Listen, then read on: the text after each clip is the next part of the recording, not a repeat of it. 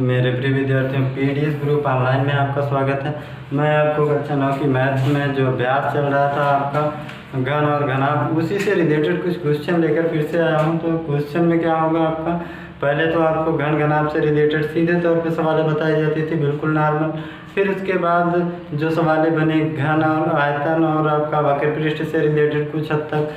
फिर उसके बाद जो अब सवालें बनने जा रहे हैं या फिर आगे बनेंगे, जैसे कि आपको लगता है कि यह सवाल थोड़ा कठिन है, तो उन सब सवालों को आज हम बताएंगे आपको फिर से कैसे लगाते हैं, या जो अभ्यास में कठिन सवाल हैं उन्हें हम आपको बोर्ड पर सॉल्व करा देंगे। तो इनके लिए आपको कभी कभी क्या होता है, लंबाई चौड़ाई या मापतौल की बात होती है, तो उनके जो पैमाना होते हैं, मात्रक होते हैं, वो अगर हम नहीं समझे होते हैं तो सवाल में कभी कभी वही हमारे लिए समस्या बन जाते हैं। तो सबसे पहले काम है कि हम आज आपसे वही चीज़ डिस्कस कर लेते हैं, आपको बताएंगे कि कैसे आपको पैमाने में क्या चेंजिंग होती है। जैसे मीटर, लीटर और आपका ग्राम की बात हो तो उनमें क्या चेंज होता है। जैसे आपका एक मिलीमीटर है तो उसमें कितने मीटर होंगे, या फिर आपका 10 डेकाग्राम है तो उसमें कितने ग्राम होंगे, इन सब चीज़ों को। तो यहाँ पर हम अगर देखेंगे तो हमारे पास जैसे है मिली, और आपका इसके बाद आता है सेंटी, फिर होता है डेसी, फिर आपका होता है मीटर, फिर इसके बाद होता है डेका, फिर हेक्टो होता है, फिर इसके बाद क्या चलता है, किलो के रूप में चलता है। इस प्रकार से तो ये सारी चीज़ें होती हैं, और यही मीटर पे ही आपका सारी चीज़ें आपका चाहे लंबाई में हो या द्रव में हो आपका, या फिर आपका ग्राम में हो भार के रूप में, तो सारी चीज़ों में सब कुछ वही होता है। जो चेंजिंग होती है बस इसी इतने पे होती है। मीटर आपका लंबाई के लिए और लीटर के लिए आपका क्या होता है, ये लीटर होता है आपका द्रव्यमान तरल पदार्थ के लिए, और भारी वस्तुओं के लिए क्या चलता है, ग्राम चलता है। केवल अगर ग्राम की बात करेगा, वेट की बात करता है तो ग्राम लग के सब में चलेगा, milli, centi, deci, deca, hecto, kilo में। और अगर तरल पदार्थ की बात करेगा तो सब में लीटर लग जाएगा। लंबाई की बात करता है तो मीटर लग जाता है। अब सब में क्या होता है, 10 इकाई का डिफरेंस होता है। सब में 10 इकाई का डिफरेंस होता है। अगर कहा जाए कि 1 केजी में कितने मीटर, 1 केजी में आप 1 किलोग्राम में कितने ग्राम होंगे, तो ये आप जानते हो आसानी से कि 1 केजी में आपका 1000 ग्राम होता है। तो वह पैमाने पर हम आपको बता रहे हैं कि कैसे होता है। 1 केजी बराबर, हम जानते हैं 1 केजी बराबर 1000 ग्राम होता है यहाँ पे। तो आप जानते हैं यहाँ पे आपका ग्राम, जो मीटर है इसी पे ग्राम भी होता है। तो किलो हमारा यहाँ पे, इनके बीच में क्या 4 इकाइयाँ चल रही हैं यहाँ पे। तो क्या करते हैं, चारों में से एक को छोड़ देते हैं, या तो शुरू के छोड़ दो या लास्ट को, हम एक को छोड़ देते हैं। इन्हीं सब का गुणा करा लेते हैं जितना आएगा। 1 केजी है, 1 केजी को जैसे यहाँ पे हम ग्राम में बनाना चाहते हैं तो इसको छोड़ देते हैं, इन तीनों का गुणा करा लेंगे। 10 दाम 100 दाम 1000, यानी 1 केजी में 1000 ग्राम। अगर कह दिया जाए कि एक आपका मीटर में कितने सेंटीमीटर, तो मीटर हमारा यहाँ पे है, सेंटी यहाँ पे है, तो 3 है। मीटर को छोड़कर इन दोनों का गुणा करा लेंगे, 100 सेमी आपका 1 मीटर में बन जाएगा। इस प्रकार से होता है। और आपका यही सब चीज़ें यहाँ पर लागू होने लगता है। जैसे आपका 1 घंटे में 60 मिनट, 1 मिनट में 60 सेकंड, वैसे ये सब भी लागू होते हैं। अब आपका अगर लीटर में कोई चीज़ दिया है, अगर उसे घन मीटर में बदलना है तो क्या करते हैं। अगर हमारे सामने मीटर में कोई चीज़ दिया है,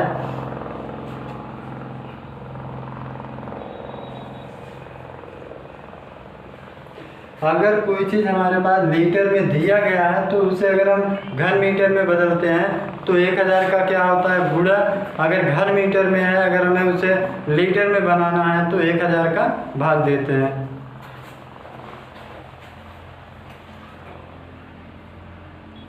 यहाँ पे आपको जो बता रहे थे कि 1 लीटर को घन मीटर में अगर बदलना है तो उसमें क्या करते हैं, 1000 से भाग दे देना।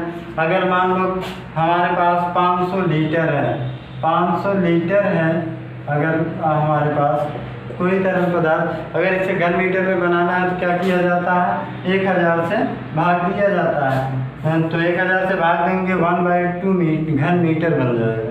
तो 1 घन मीटर बराबर 1000 लीटर। अगर घन मीटर में है तो उसे अगर लीटर में बदलना है तो 1000 से गुणा, ठीक इसके उल्टा हो जाता है। तो ये सारी चीज़ें आपका सवालों में लगेगा, इसे थोड़ा ध्यान देना।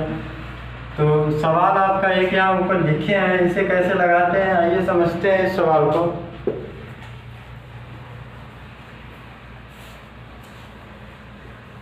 यहाँ पर जो सवाल है वह है हमारा, कह रहा है एक आयताकार जलाशय की लंबाई 6 मीटर और चौड़ाई 5 मीटर है, उसमें एक नल से 120 लीटर प्रति मिनट की रफ्तार से पानी भरा जाता है।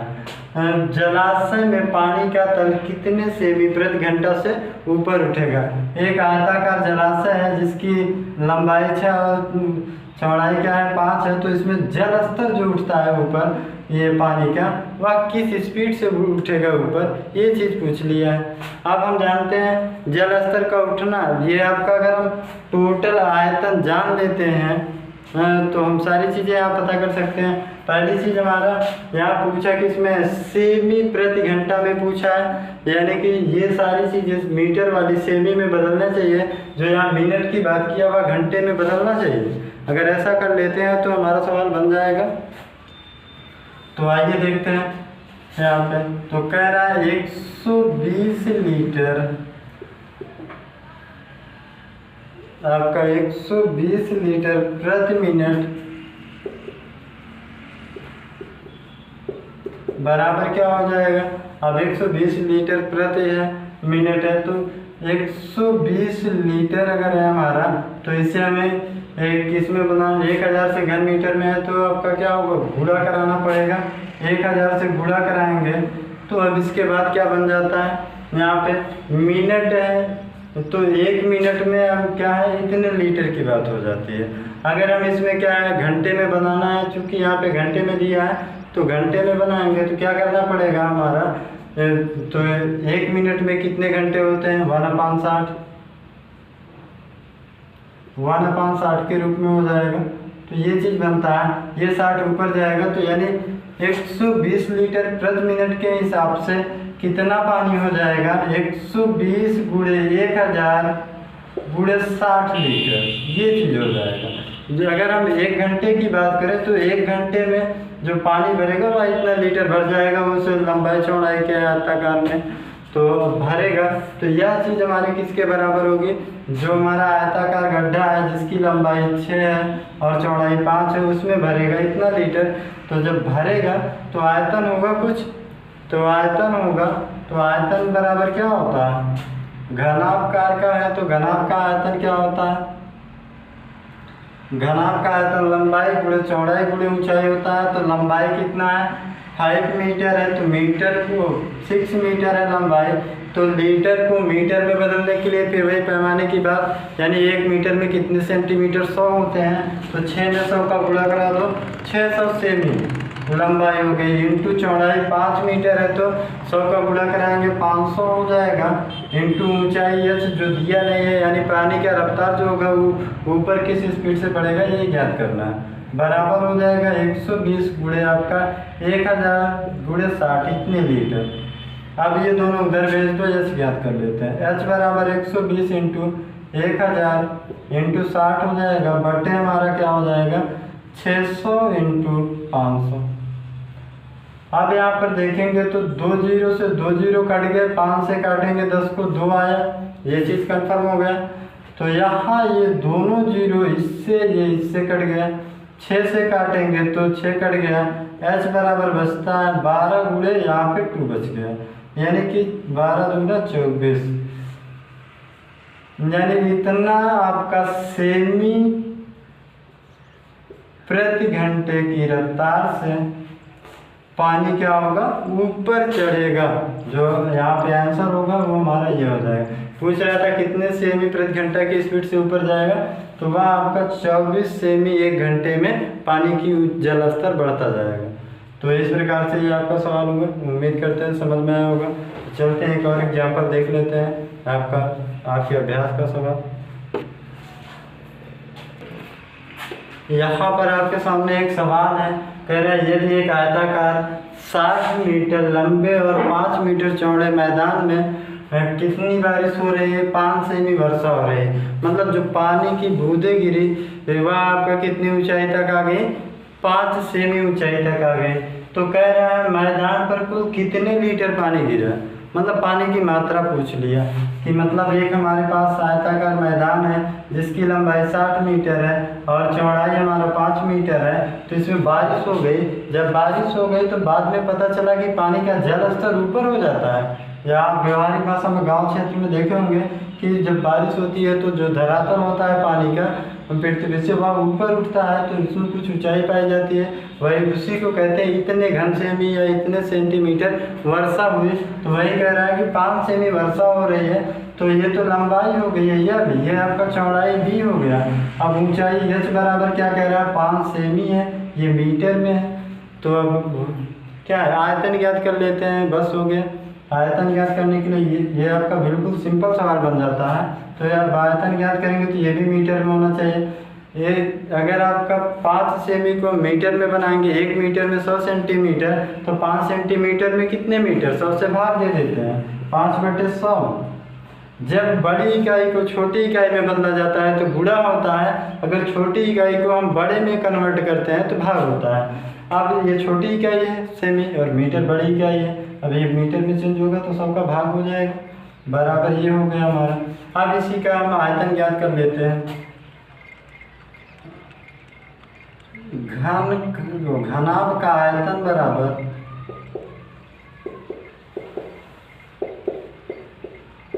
आयतन बराबर क्या हो जाएगा, यहाँ से देखेंगे 60 इंटू आपका 5 इंटू आपका 5/100, ये हो गया हमारा। तो ये हो जाता है, गुणा कराएंगे 5 25, 25 छक्का कितना होता है 150, 150 में क्या होगा, 1 0 ये हो गया बटे 100 आपका, इतना घन मीटर होगा, मीटर में आया, 2 0 से 2 0 कट गए, आया कितना 15 घन मीटर, इतना घन मीटर वर्षा हुई है। अगर पूछा जाए कितने घन मीटर वर्षा हुई है इतने क्षेत्र में, इस हिसाब से तो 15 घन मीटर। अगर पूछ लिया जाए पानी की मात्रा कितने लीटर है, तो 1 घन मीटर बराबर 1000 लीटर, तो 1000 से गुणा करा देंगे।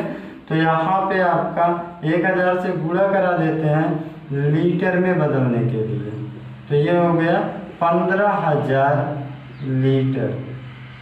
तो इस प्रकार से जो वर्षा हुई वो 15,000 लीटर। तो उम्मीद करते हैं ये सवाल समझ में आया होगा। तो इनमें कुछ था नहीं विषय, तो एक एक सवाल को और देख लेते हैं। यहाँ आपका सवाल है, इस सवाल में कह रहा है एक घनाकार हाल की लंबाई 12 मीटर है, इस हाल में कितने विद्यार्थी रह सकते हैं, जबकि प्रत्येक विद्यार्थियों को 2 घन मीटर स्थान की आवश्यकता होती है। हाल का संपूर्ण पृष्ठ भी ज्ञात करना है। अब संपूर्ण पृष्ठ क्या होता है, घनाकार कह दिया ना, यानी कि घन है, तो घन का संपूर्ण पृष्ठ क्या होता है सूत्र। अब संपूर्ण पृष्ठ की बात कर दिए तो ये तो नॉर्मल सवालों में बन गए। तो घन का संपूर्ण पृष्ठ बराबर क्या होता है, पृष्ठ बराबर संपूर्ण पृष्ठ यानी 6 के 6 सतहों का क्षेत्रफल, यानी 6a²। तो यहाँ पे 6 रहेगा, a का मान कितना है 12 है, तो इंटू में 12 का स्क्वायर, तो 6 इंटू 12 का स्क्वायर 144, 6 का गुणा करो, 6 से 24 का 4 हासिल 2, 6 से 24 2 26 हासिल 2, 6 का 9 6 2 864 मीटर स्क्वायर होगा, मीटर स्क्वायर इतना क्षेत्रफल होगा इसका बाहर का संपूर्ण पृष्ठ। अब अगर पूछ रहा है कि कितने घन मीटर, मतलब हर एक व्यक्ति को बैठने के लिए 2 घन मीटर की आवश्यकता होती है, तो मतलब कितने विद्यार्थी रह सकते हैं उस हाल में, मतलब उस हाल का आयतन ज्ञात कर लेते हैं, बाकी 2 से डिवाइड कर लेते हैं, संख्या प्राप्त हो जाएगी।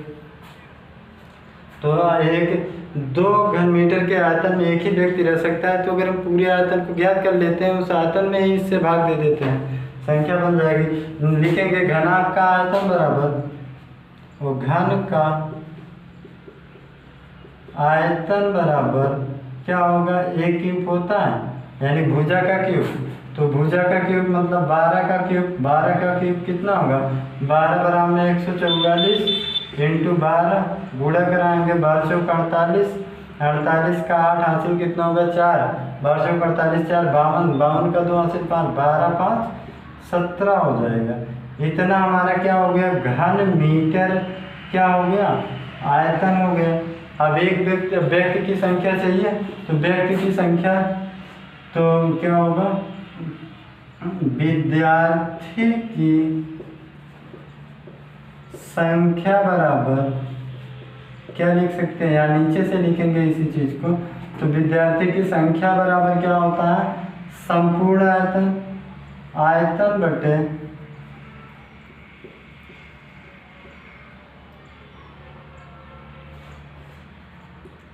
हॉल का आयतन बटे एक विद्यार्थी